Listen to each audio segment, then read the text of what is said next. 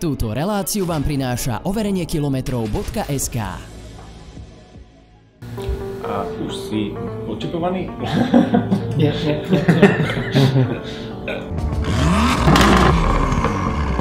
Vítam vás pri relácii Mr. Autoservice 2020 a tuto máte troch krásavcov, finalistov, ale dneska sme sa tu stretli kvôli iné veci a to je, že tohto chrobáka nášho sme sa rozhodli opäť podrobiť nejakému testovaniu na záťažovej brzde v MM Racingu. Tento vysoký blonďák je Marek, ktorý už poznáte.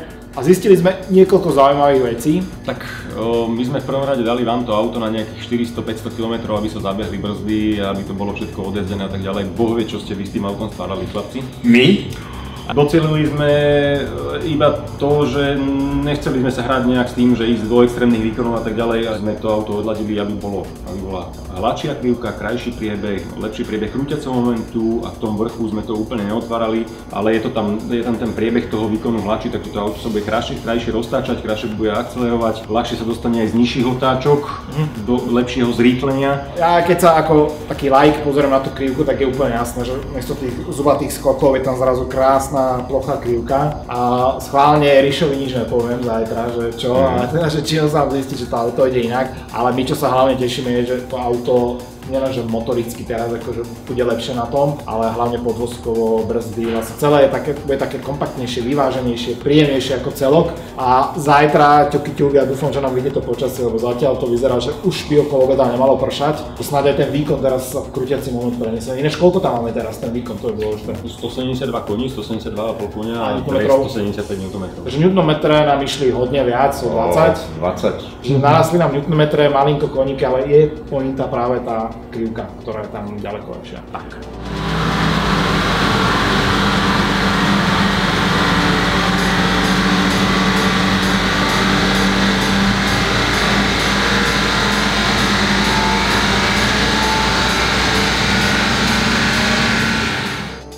No a ešte jedna taká technicko-informačná vsúka. Veľa sledovateľov si vypytuje troška viacej technické informácie a ty nám teda povedz, že čo vlastne teda je ten chip tuning, jak to celé prebehlo? V skratke, motor je riadený už nie karburátorom, ale strekovanie riadiaceho jednotkou motora, zapaľovanie je riadené riadiaceho jednotkou motora, keď do toho vstupuje jeden najzákladnejší fakt to, že tá riadiaca jednotka obsahuje v sebe tie dáta, v ktorých sú tie kalibračné dáta, ktoré riadia ten motor.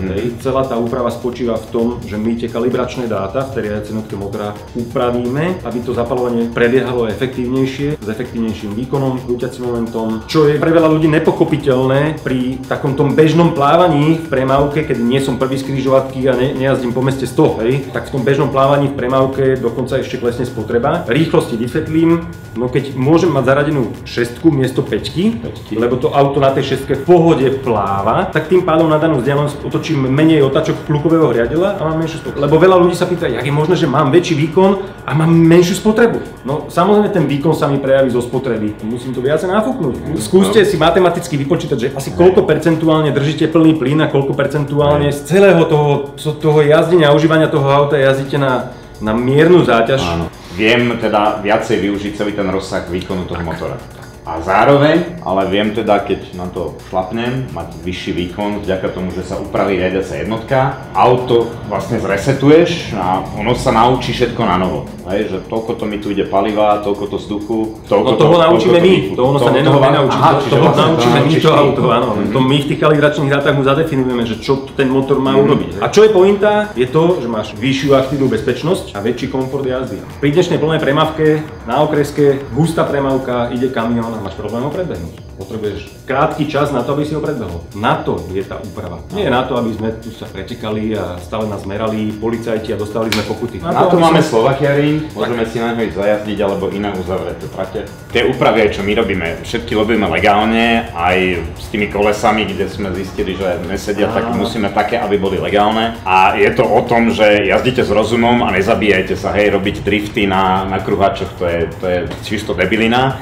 To auto má jazdiť lepšie po ceste, kávečkový podvozok, môžem fakt povedať po 300-400 km, že to je 1000:1 oproti tomu, čo tam bolo. A zároveň akože keď sa rozhodnem, tak idem na SK-ring alebo nejakú inú trať. Tam tomu môžem žihať, čo to dá, ale na ceste sa chováme slušne a podľa predpisov, lebo to je život ohrozujúce, takže všetky tie veci, čo robíme, naozaj musia byť bezpečné a kvalitné a vy takisto tam doma. Zachytili sme pod diskusiou pri prvom meraní Beetla, že teda to robíme úplne na hovno a že nevieme, čo robíme. Troška by sme chceli napraviť tento svetonázor, ktorý tam zaznel. My vieme, čo robíme. Marek že vraj nevie, čo robíme. Aha, jasné, my sme profíci, Marek amatér, takže nám povedz, že čo si vlastne robil.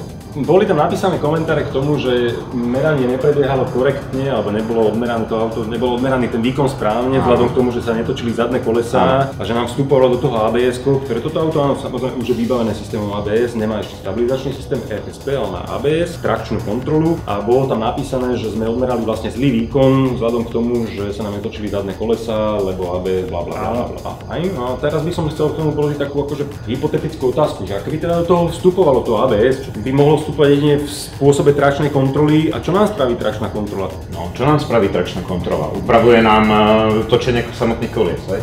To znamená, znižuje výkon. Áno. Takže by sme, ho mali ešte menší. No, nemali by sme ho žiadne, pretože tým, že nám stoja zadné kolesa, by sme sa vlastne s tým autom ani nerozbehli, hej? Lebo tračná kontrola by nám stále zamedzovala to, aby preklozovali kolesá. Takže aby sme to uviedli na správnu mieru. ABS systém bol počas merania vypnutý a tým pádom sme merali plný výkon toho motora. Keby sme ho mali zapnuté, tak by sa to auto nikdy nepohlo. Áno, týka sa to moderných aut. V prípade moderných aut ten zásah systémov už je tak veľký. Poviem príklad, dajme tomu pri Porsche, kde je zadná náprava hnaná a netočia sa mi predné kolesá, tak neviem zaradiť nič iné ako jedno. Tam už je to podmienené, že sa musia točiť spoločne, simultáne, aj predné, aj zadné kolesá, aby som vedel zaradiť väčší prevodový stupeň, aby som vedel odmerať výkon, hej? Ale nebavíme sa pri takéto... Pri tých novších autách sa už bavíme, že ročník 2015 a viac. A viac, výrazne novšími na najnovších platformách, kde sa ale stále dá ten systém prepnúť do režimu merania výkonu, to znamená, že zase ma to nezaujíma, lebo som ho prepol do režimu merania výkonu, ale záťažové skúšobne, ktoré nedisponujú diagnostickým zariadením tej značky z menu, v ktorom vedia aktivovať tú funkciu toho módu merania výkonu, na to slúži brzda, ktorá je konkrétne aj táto, ktorá má dvojpomocne poháňané nápravy, nezávisle od seba, to znamená, keď by som meral príklad novú predokólku a mal by som s tým problém, tak si zapnem režim 4x4, kedy ona mi automaticky ženie zadnú nápravu a simultáne mi simuluje cestu, ako keby to auto bolo jazdy na vozovke a merám ten výkon normálne. Výsledok je, že sme to vlastne merali správne.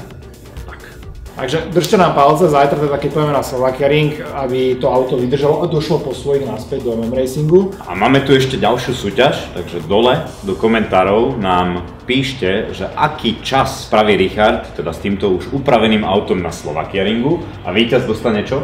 Nejakú peknú nálepku MM Racing, alebo ešte Marek nám niečo dá. Alebo ešte lepšie tričko Boostmania. Tak, vieš čo, a môžeme dať aj šiltovku. Akrapovič. To je výzva do boja. Takže traja z vás, prvý dostane šiltovku Akrapovič a nálepku MM Racing a tí zvyšní tričko Boostmania. Dobre, Boostmania, Jozef už nosí týždeň, takže presne to. A potom ďalší dvaja dostanete nálepky MM Racing a možno tiež nálepky Boostmania, nejaké nájdeme. Hej. Takže dolu typovačky pod videom a my sa vidíme onedlho v ďalšom dieli na Slovakia Ringu. A samozrejme nezabudnite na súťaž. Môžete totiž vyhrať Volkswagen Beetle z tohto videa. Áno, presne ten. Zapojiť sa môžete na tejto adrese, kde nájdete aj všetky podmienky súťaže.